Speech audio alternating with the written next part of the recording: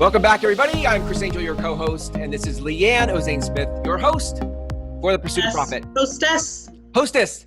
Do you prefer hostess? You like that? I never know. It's like the mostest. the mostest. It's like flight attendant. You can't say. I know, right?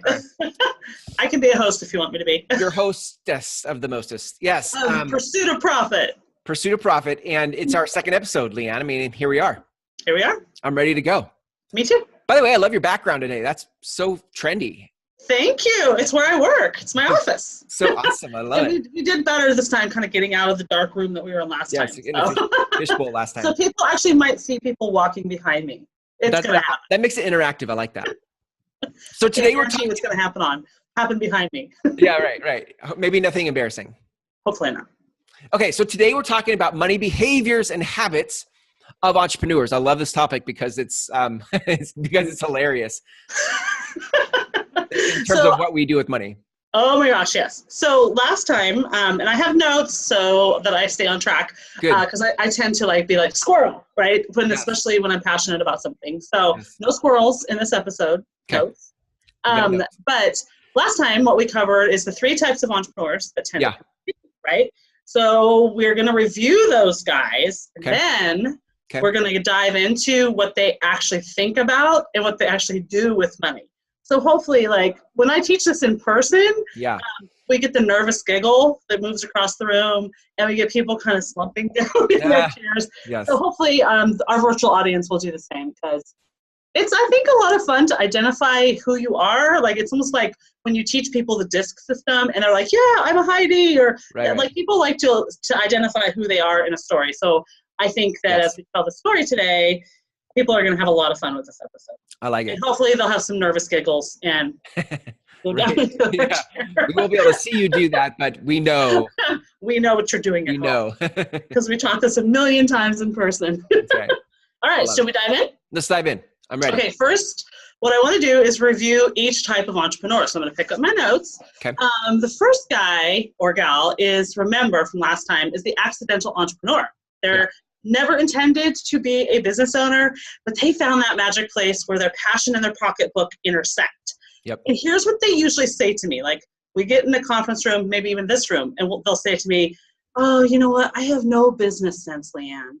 And that's how they feel about themselves. Yeah. And what because of that feeling, what they bring to the table or to the bank account, so to speak, is that they have really no idea how to manage the money side of their business. So that's the first person that we talked about last time. Yeah. Second person we talked about was the right priority entrepreneur. Oh, I love them. They're the best. You're one of them. So these people are really focused on what they value, and they really care about what they contribute to the world. Last episode, we talked about how they're coachy types like you. Yeah. What is so awesome about them is they sincerely believe that if they focus on the right things, then all of the money stuff is just going to fall into place. Right. So what they say to me when they're meeting with me is stuff like, oh, I'm not worried about that. If I just do the right thing, money's going to show up in the bank account. Right. So that's how they tend to think about money. Yep. And then the other one is the fast and furious type of entrepreneur. And these people, quickly review, they have big egos. They tend to be professionals who have to crack the nut every single month. They probably have huge student loans. I'm thinking doctors. I'm thinking attorneys.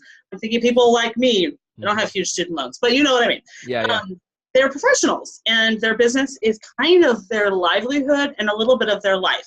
They produce, and they have no idea where their money goes. Their idea, when I meet with them about what's going on in their business and their money, is they say stuff to me like, no matter how much I make, I can make $1 million, and it's never enough, right?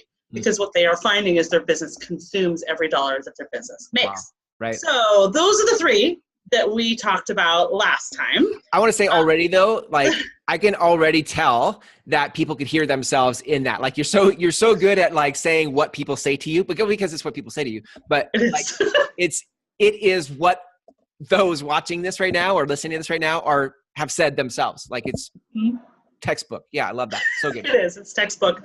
And with that textbook yeah. comes certain behavior. So, Okay. uh, Yeah. All right. all right, Still let's time talk to about the give me behavior. the tough love. All right. Oh no, it's all good. So the thing that I think distinguishes the way that I practice, it is really, it just comes down to like people, I think people are afraid I'm going to put them on a budget when they come visit me. And I'm like, that is not the plan. Right. The plan is for you to know exactly what to do when you have money in your account Right. and what to do with it in a way that you're going to be profitable. So I call that behavior. I think sometimes that's kind of taken as like a negative connotation, like bad. It's not that. It's just behavior, like what we do. Right. Our actions. Our actions, right? Yeah. So these behavior and habits with each personality are totally classic. Yeah. And they're all awesome. So one of the first things I want to say about all of these entrepreneurs, whether they're accidental, fast and furious, or right priority, is they all tend to manage their personal finances their business finances the way they manage their personal finances. So this thing happens where you start a business, and what do you know about managing money? Well, if you're a typical American, that probably means very little. Because if you look at how the financial health of most of the families in our nation, it makes a lot of sense why a lot of businesses fail, because we take our personal habits with money and we carry them into our business habits with money.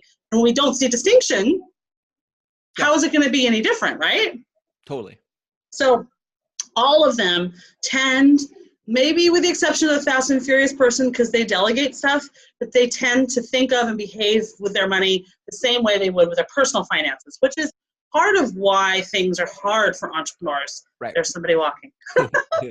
So that said, let's talk about the accidental entrepreneur first and what they tend to do and the way they tend to think about money, and most importantly, what they do with profit, because I think that's super interesting. And I totally want you to pipe in and interrupt me. Okay.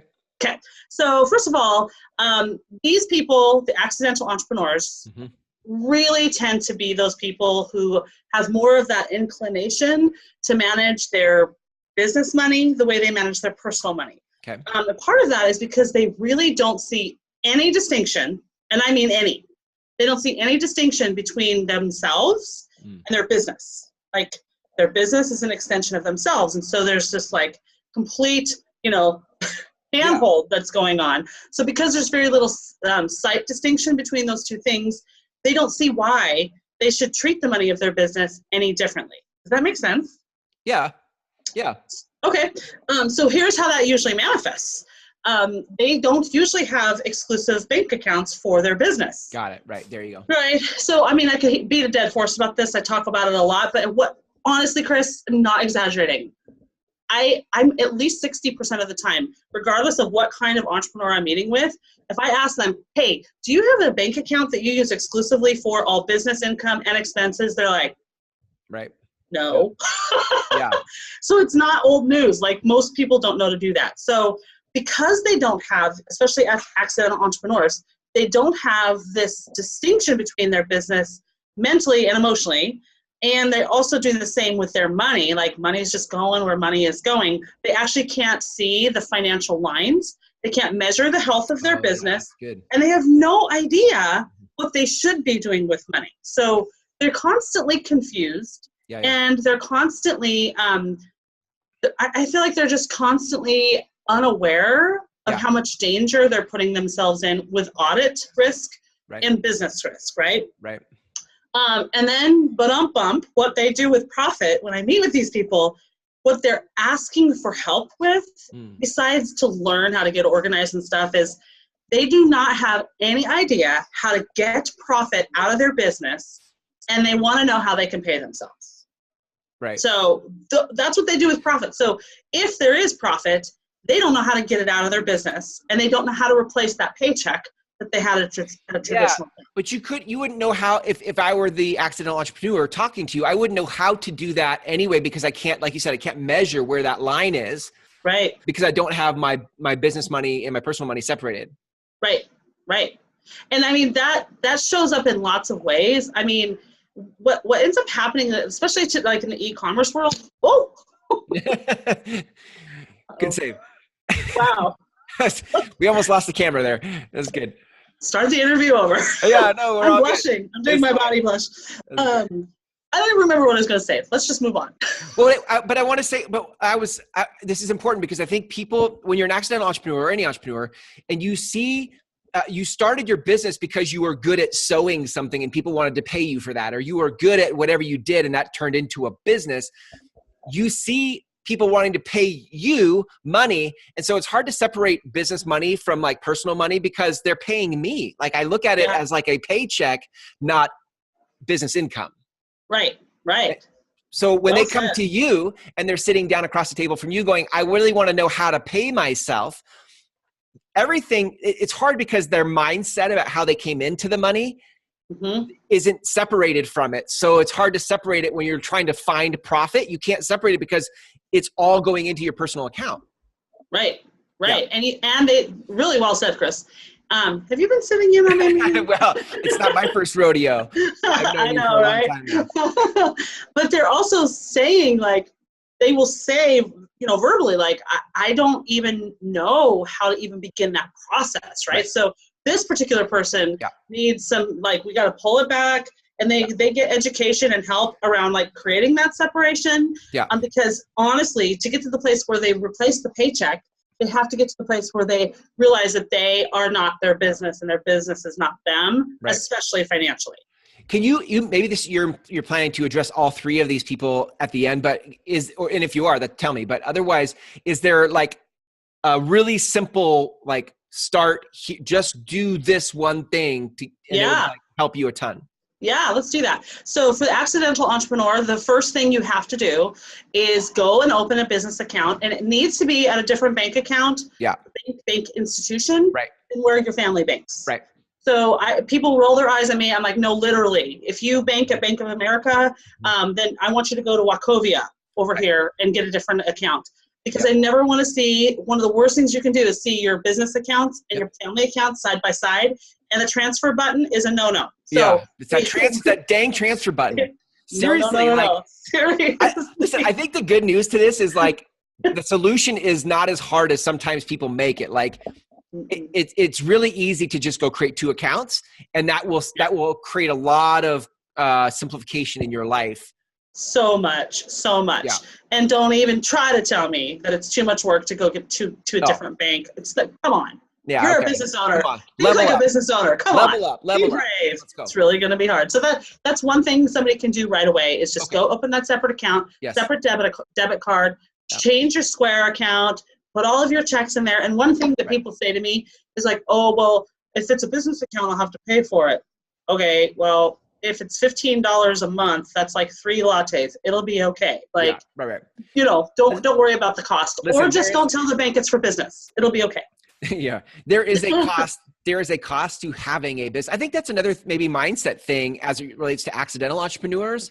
They didn't get into the business thinking I want to be a business owner. Right. They're just like, people want to pay me for my stuff. And so you got to realize when you're in business, like there are some responsibilities that come with business, and there are some expenses you're just going to have as a part of business. Totally. Just to play the game. To just play the game. Yep. Yeah.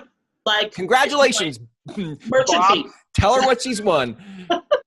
You get to pay 3% in merchant fees for the privilege of accepting plastic. Bye-bye. Congratulations. Yeah. Welcome to business. Yeah, that's Welcome to business. Okay. But you can circumvent that by just not telling them it's a business account and just put your name on it.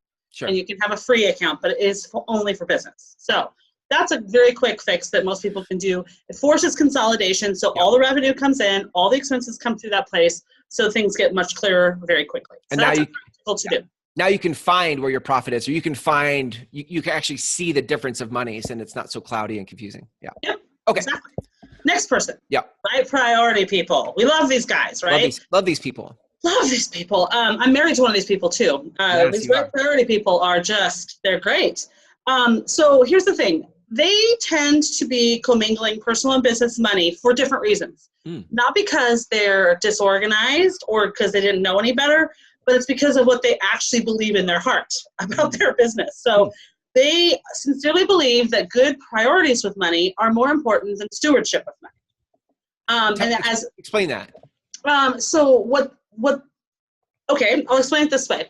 I define stewardship of money in a business as holding it accountable for two things: real return on investment, which eventually we're going to get to. Okay. Yeah. Right. And then the second part of that is holding it accountable for profitless spending. So profitless spending, like case in point, paying for bank fees, right? To have a bank account. Right. How am I going to hold that accountable for return? Probably not. It's profitless spending.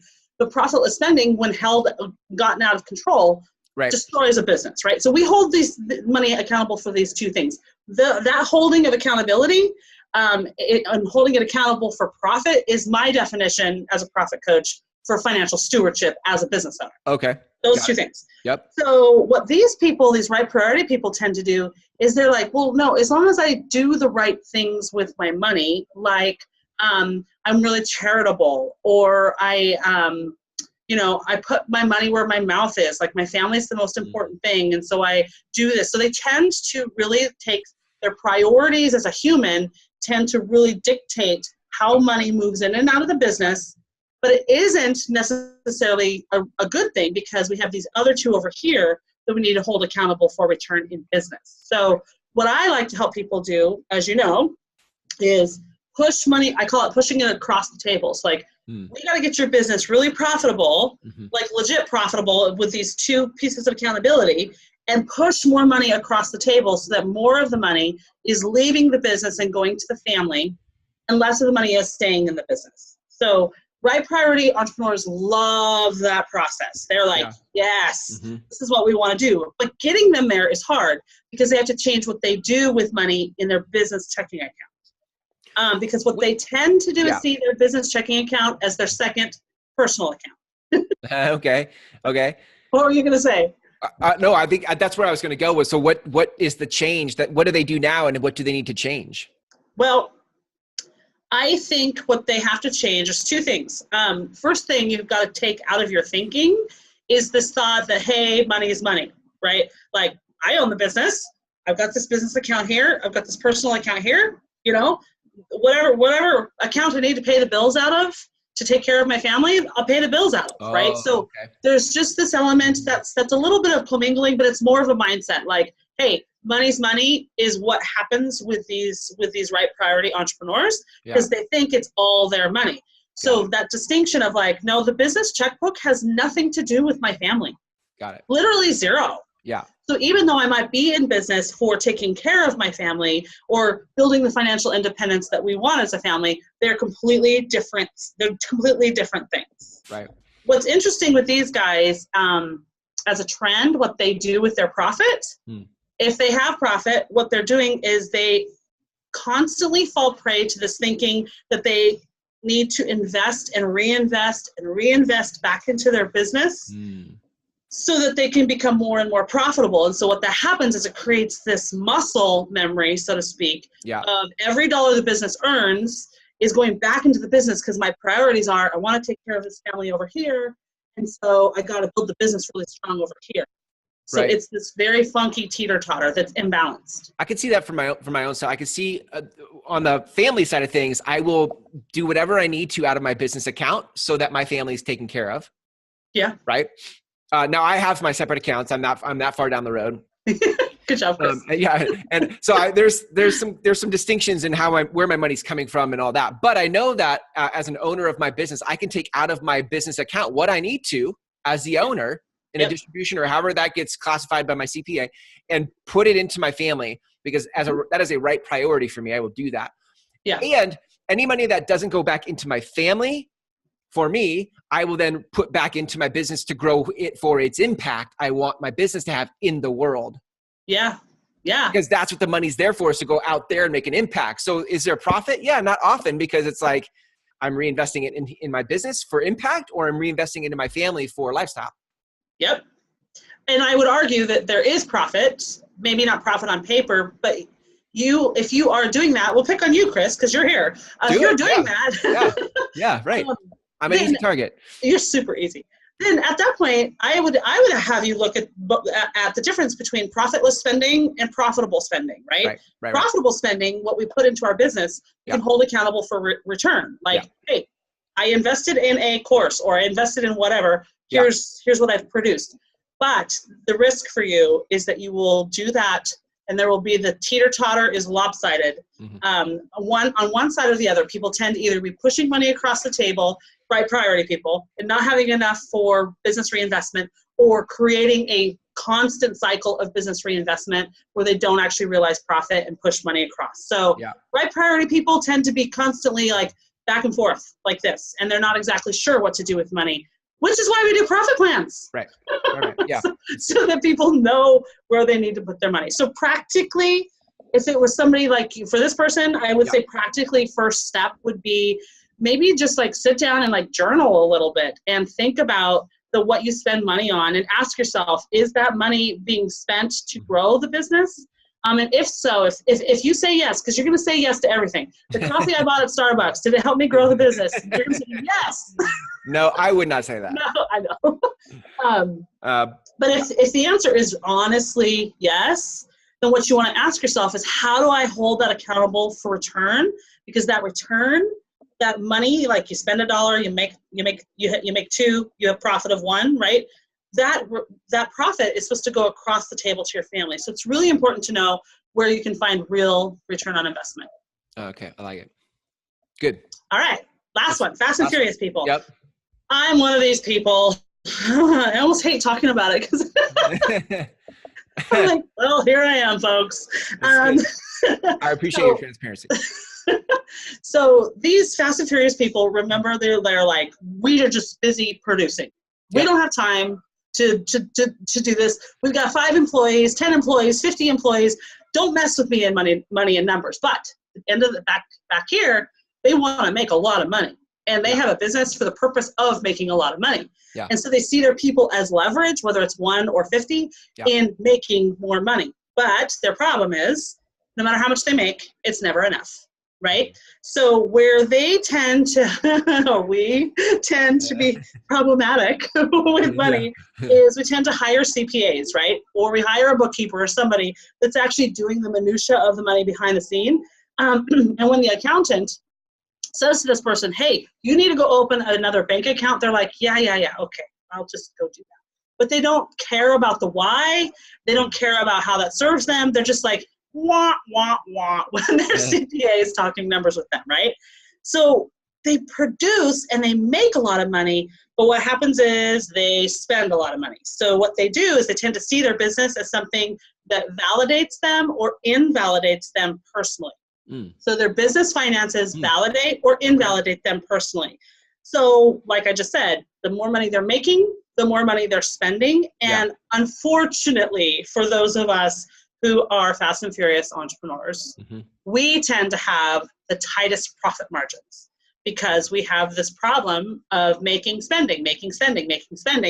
And so we don't have as much space in our finances for exponential profit and growth. And our profit is really dependent on what we do. Like if I'm a doctor, I have to see a patient and I have to be very careful about how I manage my time, which translates into money. So to pick on these dear people, what they happen to do with profit is they tend to extract as much profit out of their business at all costs. And so they hit this wall where they're really frustrated. They're like, wait a minute, I've been working and spending and working and spending, and I'm not seeing what I want I'm not getting what I want out of my business because it feels like an extension of me. Yeah. And so they make very rash financial decisions, very rash. Like we just tend to be like, all right, I'm done. Right. And so they will actually go typical. I see it all the time. These type of people, I'll be looking through their financials. I'm like, whoa, what is this $10,000 distribution right here? This $10,000 check. What was that too? Well, I wanted to pay myself some more. I was going on vacation. And so they just do really rash things like that. And I'm like, wait, did you even think about payroll next month? These people, I know, these people like me, the really practical thing that they need is to actually stop believing the lie that they can just continually make more money and it's going to fix everything. What they need to learn is how to keep more of what they make. And then they will start to see magic happen with whatever it is that they're doing financially. Yeah. Thoughts? Well, I think what's there for me is like, there's a, I mean this in the best way possible. There's like an ego thing attached to how I make the money. It's my money. I can do what I want with the money. If I need to make more money, I'll just show up and make more money. Yep. And so I think I'm a closeted Fast and Furious entrepreneur. Because I think so. I think if I looked at my behavior with money, I think I've operated that way a lot over the years of like, I have a high risk tolerance. Mm-hmm. If I need more money, I'll just figure it out. I'll just find a way to make more money. It's not a big deal. Yeah. But the problem is I don't have, I don't look down the road and go, I'm not creating storehouses of cash. My futuristic planning isn't great financially, right? Mm-hmm. Like it's just, I'm all here and now in the moment as money comes and goes, and I'm doing whatever I want with the money I created.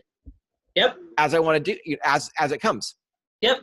And Fast and Furious people, really, I mean, all of us, all entrepreneurs fall into this problem of it's a write-off, so it's a good business decision. Yeah.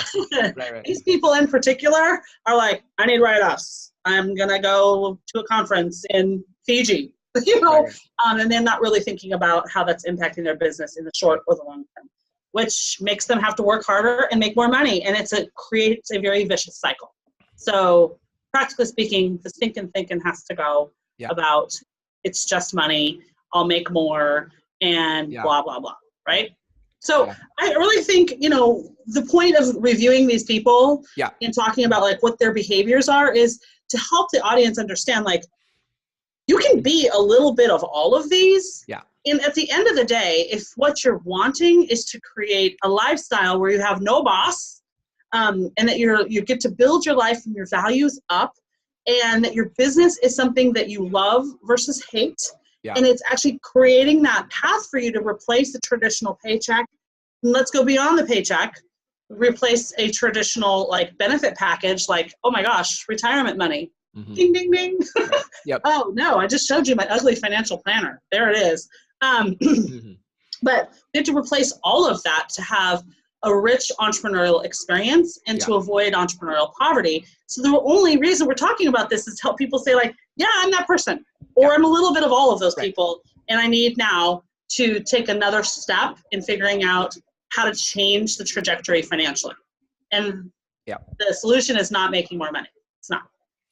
I think what I love about this episode is, in order for, you said it right. Like if what you want is something different than what you have, if you want change, if you want something different, then this is the only context in which this conversation would matter to you. I mean, if everything in your life is honky-dory and you're just fine with whatever's happening, great. Because this message isn't for you. This message is for people who really want to pursue profit in a different way that works for them than what they've done already. And here's the point. In order to do that, you've got to get honest about where you are right now. Stop putting your head in the sand about your behavior and start getting really self-aware about what you do with money. Yep. That's what I love about this episode. It was great. Yeah. So what our people need to do? It's the same thing we always need to do. If people want to pull their head out of the sand and have help, and you may not want to pull your head out of the sand, but if you're at the place where you want to pull your head out of the sand, it's a lot easier to do it with help and compassion. Right. Yeah. And we call that a profit discovery consultation. Yeah. And it's nothing short of just a meeting where we talk about what's going on financially and what's going on in your heart and what's going on in your business, so that we can kind of line those values and the money thing up and get that done. And I don't charge for that. Something that I'm passionate about giving away. And what's the website people can go to sign up for a profit discovery call? ProfitDiscoveryCall.com. Awesome. I love it. Leanne, it's such a great episode. I'm looking forward to the next episode. In episode 3, we're going to talk about 4 stages of your profit pursuit. We are. Yep. So I'm excited for that. Make sure you guys tune in for episode 3. And I think that's it, Leanne. I mean, thanks for another great episode. Thanks, Chris. Of Pursuit of Profit, and we'll see you in the next one. See you next time. Bye.